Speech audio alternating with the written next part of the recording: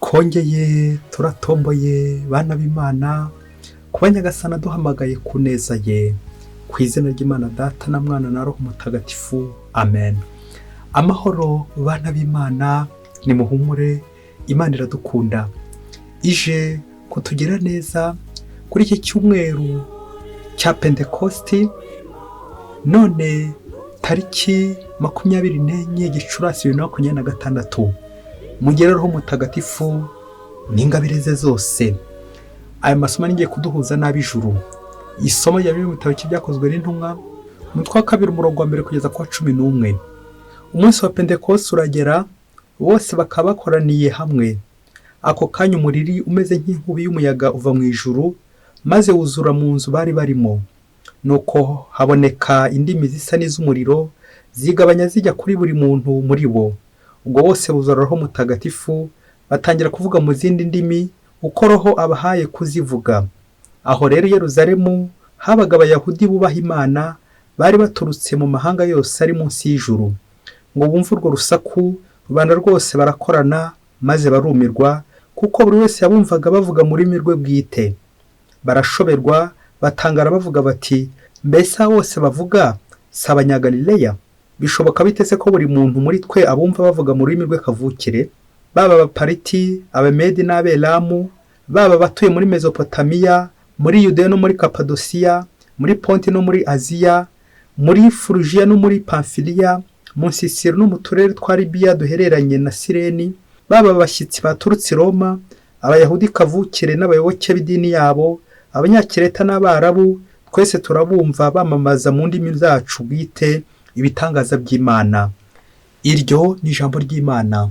Zaburi ni 104. Nyagasani wohereza umwuka wawe bikaremwa, maze imisusire y'isi ukahindura mishya. Umutima wanjye singiza Uhoraho, Uhoraho Mana yanjye uri igihangange rwose. Uhoraho, mbega ngo ibikorwa byawe birava byinshi. Isi yuzuye ibiremwa byawe. Ubivanamo umwuka bigahwera, bigasubira mu mukungugu byavuyemo. Wohereza umwuka wawe bikaremwa, maze imisusire y'isi ukayihindura mishya. Ikuzo ry'Uhoraho riragahoraho ubuziraherezo. Uhoraho arakishimira ibikorwa bye.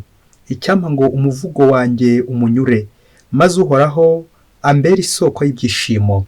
Nyagasani wohereza umwuka wawe bikaremwa, maze imisusire y'isi ukayihindura mishya.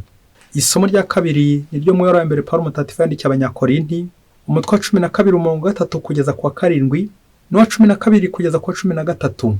Bavandimwe, ntawavuga ngo Yesu ni Nyagasani atabibwirijwe na Roho Mutagatifu. Ingabire ziranyuranye, ariko Roho ni umwe. Muri Kiliziya kwitangira abandi biri kwinshi, ariko Nyagasani ni umwe. Uburyo bwo gukora buri kwinshi, ariko Imana niyo itunganya byose muri bose. Koko rero buri wese ahabwa kugaragaza ibyo Roho w'Imana mukoreramo ngo bigirire akamaro bose. Mu by'ukuri umubiri ni umwe kandi ugizwe n'ingingo nyinshi, ariko izo ngingo zose nubwo ari nyinshi zigize umubiri umwe. Niko bimeze no muri Kristo. Twese twabatirijwe muri Roho umwe ngo tube umubiri umwe. Twaba Abayahudi cyangwa Abagereki, twaba abacakara cyangwa abigenga, twese twuhiwe Roho umwe. Iryo ni ijambo ry'Imana. Nyagasani Yesu nabane namwe. Amagambo mu Ivanjili ntagatifu yanditswe na Yohani, umutwe wa 20 umurongo 19 kugeza ku 23. Ubwo hari nyuma y'urupfu rwa Yesu, ku munsi wa mbere ku cyumweru nimugoroba, inzugi z'aho abigishwa bari bateraniye zari zikinze bitewe no gutinya Abayahudi. Nuko Yesu agira cyaraza ahagarara hagati yabo, arababwira ati, nimugire amahoro. Amaze kuvuga atyo abereka ibiganza n'urubavu rwe. Abigishwa babonye Nyagasani, ibyishimo birabasaga. Yesu yongera kubabwira ati, nimugire amahoro. Nk'uko Data yantumye, nanjye ndabatumye. Amaze kuvuga atyo abahuhaho, arababwira ati, nimwakire Roho Mutagatifu. Abo muzakiza ibyaha bazabikizwa, abo mutazabikiza bazabigumana. Iyo ni Ivanjili ntagatifu. Nimwakire Roho Mutagatifu. Bayoboke b'Imana, nimugire amahoro. Aha tugeze ni kuri buri munsi. Fungura buri munsi, ufungure buri munsi, ufungure abandi buri munsi, ijambo ry'Imana buri munsi, ineza y'Imana buri munsi. Buri munsi ugire Roho Mutagatifu n'ingabire ze zose. Amen. Kuri iki cyumweru cya Pentekoste, twibuka Roho Mutagatifu amanukira ku ntumwa, ni yibukiro rya gatatu mu bikiro y'ikuzo Roho Mutagatifu amanukira ku ntumwa, dusabe inema gukomera mu by'Imana. Nawe rero Nyagasani aje kugukomeza, aje kugusendereza ingabire za Roho Mutagatifu kugira ngo ukomere maze umubere umuhamya mu bantu. Amasomo tujye kuzirikanaho yo kwakira Roho Mutagatifu, tujye kuzirikana ku ijambo rikomeye ry'Igifaransa ryitwa la communication. Roho w'Imana ahantu yageze habaho communication. Communication ni uburyo bwiza bwo guhura ndetse no guhuza. Aho Roho w'Imana yageze, abakira Roho Mutagatifu barahura kandi bagahuza. Ngaha hantu tujye guhurira natwe iyi communication hamwe n'Imana, hamwe n'ubutatu butagatifu, natwe kugira ngo Roho w'Imana atumurikire, kugira ngo natwe duhure kandi duhuze. Niduhura n'Imana tuze no guhura n'abavandimwe, niduhuza n'Imana tuze no guhuza n'abavandimwe. Umuvandimwe wawe muracyahura? Niba mudahura ni ikimenyetso cy'uko Roho w'Imana atikira aho ngaho. Guhura ni ikimenyetso cya Roho Mutagatifu. Guhuza byo karusho ni uko Roho Mutagatifu agukoresha warangije kumwakira. Icyo tuza kubona muri aya masomo nuko abantu bose bahura barahuza, ariko none iyo badahuza barahuzagurika. Iyo Roho w'Imana ari ahantu byose biba bimwe, byose bigenda neza kuko Roho w'Imana yabihumekeyemo. Ndakwifuriza kuri iyi Pentekoste nawe wongere uvuguramo ingabire Nyagasani yaguhaye muri batisimu igasendera mu gukomezwa. Roho w'Imana akomeza kugenda akumurikira, akwibutsa ko ubuzima bwa roho bugengwa nawe. Roho w'Imana ngwino tuyobore kugira ngo turusheho gukora icyo Imana ishaka buri munsi. Hari ingingo 3 ziza kudufasha kumvira iryo jambo la communication, uhura ndetse no guhuza. Ejo n'ejo bundi tuzahuzagurika. Ingingo 3 nizi. Ingingo ya mbere yaza kwitwa ibihe bitatu bya kiliziya bihuye, bihura kandi bigahuza. Uko guhuza haraza gutambukamo communication. Icya kabiri, ingingo ya kabiri iraza kwitwa inshinge 3 abayobora Roho Mutagatifu batondagura. Ntago bazitondagira ahubwo barazitondagura. Ingingo ya 3, kuvuga mu ndimi. Nizere kuza kuva ahangaha nawe uzi kuvuga nk'Igifaransa ko iryo jambo communication utaza kubura kumenya kurivuga, ndetse n'izindi ndimi nawe uko Nyagasani aza kugenda ziguhereza kuvuga mu ndimi. Bivuga iki? Reka duhere ku ngingo ya mbere. Ibihe bitatu bya kiliziya bihura kandi bigahuza, nuko iyo communication yabyo igatuma Roho w'Imana arushaho kugenda akora, nuko abamwakiriye akabera isoko y'urumuri, akabera imbaraga zituma ashobora kubera Kristo abagabo mu bantu. Ibyo bihe bitatu ni Pasika, Ascension ndetse na Pentekoste. Ibihe bitatu bimwe mu mibukiro 3. Ibukiro rya mbere mibukiro y'ikuzo yazazuka dusenema yo gutunganira Imana. Tuzirikana Yezu wabaye agapfa agahambwa, ariko ku munsi wa 3 akazuka. Ngiyo Pasika. Pasika yacu ni Kristo watsinze urupfu wazutse. Igihe cya kabiri ni igihe cya Ascension. Ni ibukiro rya kabiri mibukiro yo kwishima Yezu asubira mu ijuru, dusabemo kwifuza kuzajya mu ijuru. Kwibuka Yezu ko yagiye mu ijuru, ariko ko atadusize turi imfubyi, yahise atwohereza nde? Roho Mutagatifu. Anacyo gihe cya 3 cya Pentekoste. Pentekoste ni iminsi 50. Pentekoste nyuma ya Pasika twibuka ko Yezu Kristo yasubiye mu ijuru, ariko akohereza Roho Mutagatifu. Roho w'Imana utumurikira. Ngiyo Pentekoste, imbaraga za Roho Mutagatifu intumwa ziteranye. Hari rero aho iyi minsi mikuru ihurira, nuko ari imwe, nuko bibera umunsi umwe, bibera igihe kimwe, bikunga ubumwe. Amayobera matagatifu adufasha kuzirikana ku mugambi w'Imana wo kuducungura, ko Yezu nubwo yazutse, abenshi bashobora kugira ngo Yezu yarazutse koko amara iminsi 50 nk'uko turi kwihimbaza 50, rimwe kuva kuri rimwe kuri kabiri gatatu kane kugera kuri 50. Oya, ntabwo Yezu azuka nyirizina ngo yabanje kwikinga ahantu hamwe, hanyuma ngo amara iminsi 40 ari kubonekera be nk'uko tubibara nk'imibare isanzwe. Ahubwo 40 ni igihe gihagije, ubwo ndavuga Ascension, igihe gihagije Yezu yamaranye n'abigishwa bari kugenda babonekera. Hanyuma ngo hasigara iminsi 10 nayo rimwe kabiri gatatu kugeza ku 10, ubwo nyine ngo azabanza agende yohereza Roho Mutagatifu nyuma y'iminsi 10. Oya, ntago ari byo, ahubwo byo ni ibimenyetso, nuko dushushanyiriza, ni ibiturangira uburyo Imana dutindana nayo. Iyo minsi 50 ni nk'uko Yezu yatindanye natwe igihe kirekire, ariko Yezu yagiye mu ijuru ntago asiga vide ku isi, ntago agenda ngo asigare nta kintu kiri gukorwa, kuko ubutatu butagatifu bukozwe ku buryo butabura mu buzima bw'abantu, butabura ku isi. Yezu rero azuka kuko yakomeje kubonekera abigishwa be, ariko ko yahise azamuka nta niko Roho Mutagatifu yahise amanuka. Ako kanya Roho Mutagatifu ahita amanuka, kuko iyo atakiza kumanuka intumwa zari gukomeza zigira ubwoba. Intumwa rero ko zakomeza zikingiranye yazimanukiyeho, maze bagira imbaraga ingabire za Roho Mutagatifu kwamamaza Kristo.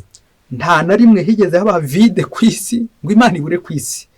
Icyo niryo yobera rikomeye tugomba kuzirikana, ko Imana itabura ku isi na rimwe, ko Imana itabura mu buzima bwacu na rimwe. Byo Pentekoste ngiyo iminsi 3 aho ihurira naho ihuriza, ko Imana itabura mu buzima bwacu, ko Imana idukomeza, ko Imana iturinda kandi igaturengera. Ingingo ya 2, inshinga 3 ababona Roho Mutagatifu batondagura.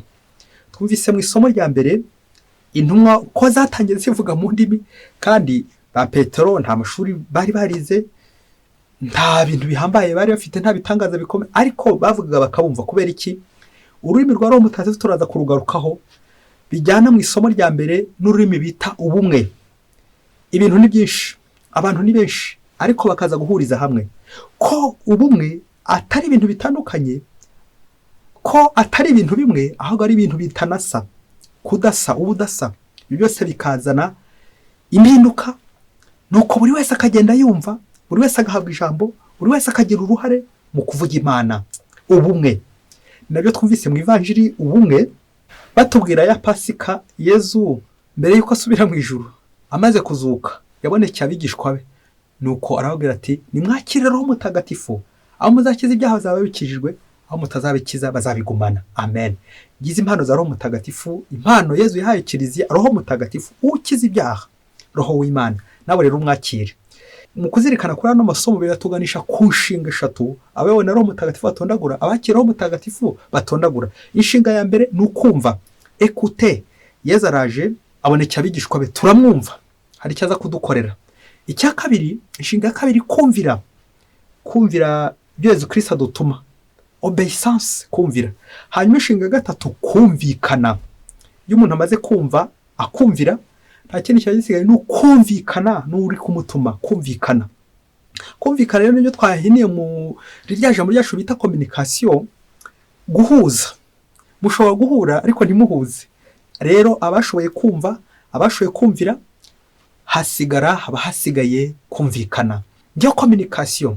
Ikimenyetso cyahabuze Roho Mutagatifu, aho gutondagura izo nshinga bagenda bazitondagira. Niba uzasanga hari abari gushwana, hari abari kuvugana nabi, gusakuza, gutongana, badahuza. Uko kudahuza rero ni uguhuzagurika. Ni nka cya gihe ku munara wa Babeli aho ndimi zasobanye. Kubera iki? Kudahuza n'Imana bikaza kurangira bari guhuzagurika. Kuri Pentekoste aho twibuka ikinyuranyo cyo ku munara wa Babeli, ko bahuye bagahuza, bagatangira bakavuga ururimi rumwe, nuko abumvise bose bakishima, bose bakabumva bavuga mu ndimi zabo bwite, ndimi zabo kavukire. Nguko kumvikana. Ba Petero bumvikanye n'abanyamahanga n'abandi benshi cyane, atari uko bari bazi urwo rurimi, ahubwo kubera iki? Kwa guhura bagahuza izo ndimi, guhuriza ku Mana. Nicyo bita communication. Reka dusoreze ku ngingo ya 3 yitwa kuvuga mu ndimi. Abantu benshi bavuze mu ndimi neza bumva ariho bari gusenga. Twongeye twibutse akajagari, akavuyo, n'abandi benshi cyane bari kwihangishwa muri iyi minsi, ati naraboneke. Ariko icyambere abantu birukankira no kuvuga mu ndimi, kuvuga ibintu bidasobanutse. None avuga mu ndimi hajya haboneka n'ushobora kuzisobanura kandi bikagenda neza. Ni ngombwa kuzirikana abantu babonekerwa muri iyi minsi. Bamwe babivuga bati Roho Mutagatifu yatubonekeye. Roho Mutagatifu niyo tumurikiye. Ushobora no gusanga amashitani nayo ari gukuyobora, ari kurengera no gukurinda. Ni ngombwa rero gushishoza bikomeye ku bwoko bw'indimi tuvuga, kuko ushobora kuba umunyendimi wibwira ko uri umunyempano, kandi imbere y'Imana wavangiwe. Dusabira abantu bavangirwa. Hari amagambo 2 nshaka gutindaho kugira ngo nawe uze kureba niba uri kuvuga mu ndimi. N'amagambo y'Igifaransa none rimwe ryitwa effusion, n'irindi ryitwa confusion. Ijambo effusion efundere mu kilatini efundere bikavuga ngo repandre, gusakaza, gusenderezwa, gusendera impano za Roho Mutagatifu, ingabire z'Imana, gusendera, zirasendereye. Ijambo rya kabiri confusion, kumfondere bikavuga ngo ni ugutatanya, confondre, gutatanya, guhuzagurika. Rero iyo hatabaye fusion nyine haza confusion, ku buryo utamenya ngo harya ni Roho w'Imana uri kumuvugisha cyangwa ni roho mbi. Ni ngombwa kumenya indimi tuvuga, niba indimi zo mu ijuru z'abamarayika cyangwa niba ari indimi z'iki zo kwa sekiri, kuko zombi nazo zijya zizamo ku buryo bishobora kwivanga hakazamo confusion aho kugira ngo hazemo effusion. Rero ngiki cyo bita communication, kuvuga mu ndimi ni ukuvuga undi agakumva, ni ukumenya gusoma ibyo ndashaka kuvuga, geste imenyetso ari kukwereka ukabasha kubyumva. Kuvuga mu ndimi kandi ni ukumvikana. Ikindi kiranga abavuga mu ndimi ni ururimi rwa Roho Mutagatifu, ni ururimi rw'urukundo. Iyo mukundana Roho w'Imana baraho hantu ngo ururimi rwa Roho Mutagatifu, ibindi byose uzihangishwaho uri kuvuga mu ndimi. Niba urukundo rutarimo, byandi Paulo atubwira Abanyakorinto 13:13, byose uri kwihangishwaho. Ikiruta byose ni urukundo. No wavuga indimi nyinshi cyane, ariko niba utavuga ururimi rwa Roho Mutagatifu rw'urukundo, zero. Iyo ntacyo bivuze. Ururimi rwa Roho Mutagatifu usubiremo ni urukundo. Mubyeyi, fata agatambaro kawe, hari inkuru ngiye gukubwira ko biri kose uraza kurira nubwo turi kuri Pentekoste, ariko hari n'impano Roho Mutagatifu atangaza amarira ukaba warira urizwa n'ikibi. Ngaho rero ngo uhamagare gufata agatambaro kawe. Umunsi umwe mu gihugu kimwe trelo cyakure cyane, hari Uganda rukiza cyane, abarukoragamo bari barakize bameze neza. Nuko umunsi umwe chef w'Uganda aza gushyiraho urubuga rwa WhatsApp kugira ngo bajye banakora ka communication, baganire, basabane, bahana amakuru. Ubwo chef yifuje admin ati reka twongere discipline, tugabanya akavuyo, gusiba no gukerererwa, kumvikane kandi dukore neza umurimo wacu, bityo Uganda rutera imbere n'abarushinzwe batera imbere bagera heza. Amategeko 3 yarangaga urwo rubuga ati uwagize ikibazo agasiba cyangwa akerererwa azajya abishyira kuri WhatsApp tubibone. Itegeko rya kabiri ati buri wese agomba gukora comment akagira akajambo agira avuga ku nkuru ndi abamaze kwandika. Icya gatatu, uzamara iminsi 7 nta kintu avuga ku rubuga, tuzamukora remove, tuzamukura ku rubuga. Birumvikana iyo uvuye ku rubuga nyine sinzi ko muri rwa Uganda kuzakirwa. Amategeko baratora kandi barayishimira. No ku rubuga rutangira gukora, bagahana amakuru, wasibye wageze impamvu wakererewe, byose bagashyiraho ngaho. Ku munsi umwe rero cyera kabaye ngo umukobwa bitaga Nyesi ngo niwe warushinzwe kubika caissier amafaranga y'u Uganda. Igihe kiza kugera wa mukobwa iminsi 7 urangira atavuze kuri rwa rubuga. Ibyumweru 2 bikubita, bafata icyemezo cyo bagiye kumusezera kuri urwo rubuga.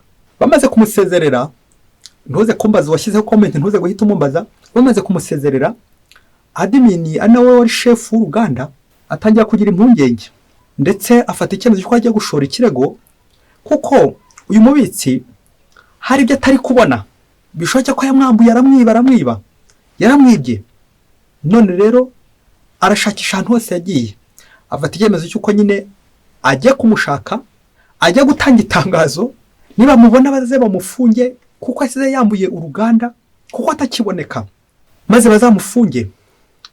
Nuko abari bari ku rubuga bose nyuma y'ibyumweru 3 batabonye Anyesi, bafata icyemezo cy'uko nyine bazajya kumushaki wabo bakamufata, ubundi bakamufunga kandi akariha n'ibintu byose byangiritse mu Uganda, dore ko yishe n'amategeko ya WhatsApp bari bahanye. Ubwo bamwandikiye ibaruwa admin n'abandi bayobozi bari bayitwarira kugira ngo ataza kubacika, ubundi bamufata bahita bamuboha bamufunge kandi arihe n'ibindi byose byabuze mu gihe atarahari. Ubwo kwezi kumwe kwari kurangiye, bageze ahantu yaratuye batangiye kuba baririza witwa Nyesi. Abaturanyi bati ntitukinamubona ahubwo ntituzi naho asigaye aba. Bakomeza agenda baririza, baza kugera iwabo Anyesi. Ngo burya Nyesi ngo yari impfubyi, yari banaga. Nuko bageze mu nzu, mubyeyi ntibikubabaze cyane, rufatwa n'ikiniga vuba. Nuko bageze mu nzu basanga Nyesi ati nukunanganaga yarapfuye, bagiye gushyingura. Nuko ngaho kwirimbi baribaza bati haryo ubu ko twari tuzanye urupapuro rwo kumwirukana no guturira amafaranga yacu, turabigenza dute? Abari aho bose bazanye rwa rupapuro bararira, barashavura, bibaza uburyo ukwezi gushize kuri rwa rubuga rwabo nta n'umwe wigeze amenya ko Agnes yapfuye. Bose bakabimenyera hehe kwirimbi, bakabimenya yapfuye, bakabimenya bagiye kumushyingura, kandi bari bahuje urubuga rwa communication. Bayoboke b'Imana, Yesu Kristo akuzwe. Reka dusoreze nko ku bintu bitanu biza kongera kugufasha kureba uburyo nawe ukora communication. Ukora communication ute? Icya mbere, tubabazwa n'abantu bamenyera amakuru y'inshuti zabo kwirimbi bapfuye. Akaribuzi bukati yo ziko uriya koko yari imfubyi we, yo zikuriya koko mana we nyine yibanaga mana we yidisi we. Amakuru ukamenyera kwirimbi kandi byaba. Icya kabiri, twagaya muri communication zacu, abantu benshi dukunze kuvugana ku mbuga nkoranyambaga aho kuvugana mu gikari. Umugabo n'umugore bakaba bavugira ku mbuga z'abandi, bahuriyeho n'abandi benshi ariko hagati yabo ubwabo batavugana. Uwe le Saint Esprit. Communication iri hamwe ababyeyi mwe zero.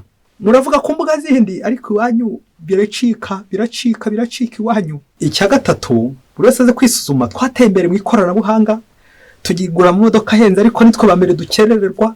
Ikoranabuhanga za mudasobwa, imashini nziza, amatelefoni meza agezweho, tugakora communication ariko nitwe turi kugwa mu byaha, kwibagirwa abandi. Izo communication zera twibagiza abandi kandi zakabaye umwanya mwiza wo kudufasha kwegera abandi.